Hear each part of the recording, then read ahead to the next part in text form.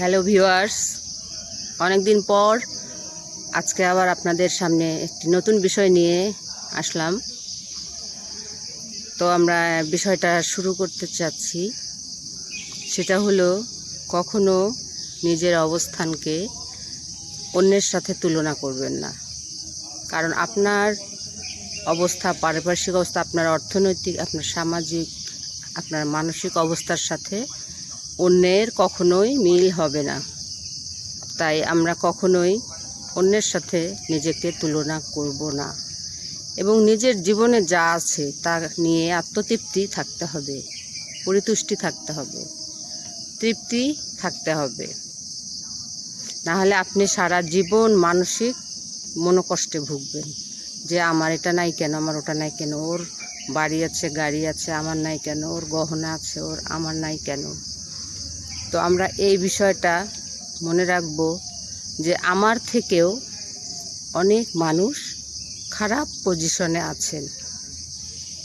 তখন মনে হবে যে আপনি অনেক ভালো আছেন, অনেকের থেকে ভালো আছেন, এবং জীবনে আপনার যা নেই তার জন্য আপনি চেষ্টা করে যাবেন। সব কিছু টাকা দিয়ে সমাধান করা যায় না, আবার কিছু কিছু জিনিস, কিছু কিছু স্বপ্ন টাকা দিয়ে পূরণ করে যায়। আমরা টাকার পিছনেও ছুটব না, আমরা ছুটব নিজের জীবনের পরিতৃপ্তির জন্য, নিজের সংসারকে গোছানোর জন্য।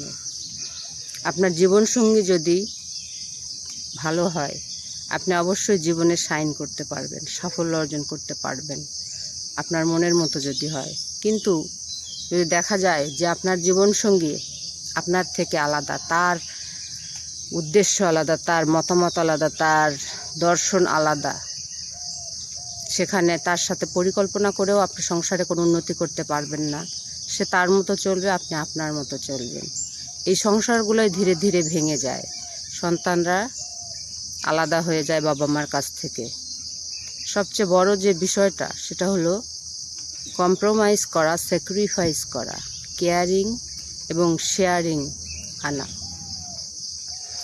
জীবনে কখনো উঁচু পাহাড়ের দিকে তাকাবেন না, তাকাবেন নিচের সমুদ্রের পানির দিকে।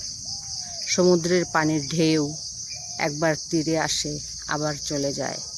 সেরকমই জীবনের প্রতিটি স্তরে আপনার ওঠানামা থাকবে, ভালো খারাপ থাকবে। তাই সব কিছুকে আপনার মেনে নিয়েই জীবন পথ চলতে হবে। সেজন্য আমাদের মনোকষ্টে থাকা যাবে না।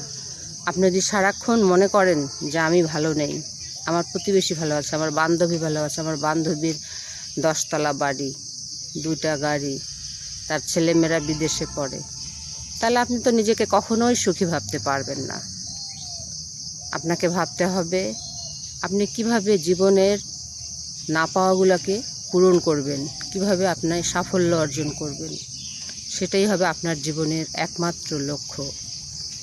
তো ভিউয়ার্স, আজকে আপনাদের এই বিষয়টি কেমন লাগলো আমাকে জানাবেন এবং চ্যানেলটি সাবস্ক্রাইব করবেন, লাইক, কমেন্ট, শেয়ার করবেন। ধন্যবাদ সবাইকে।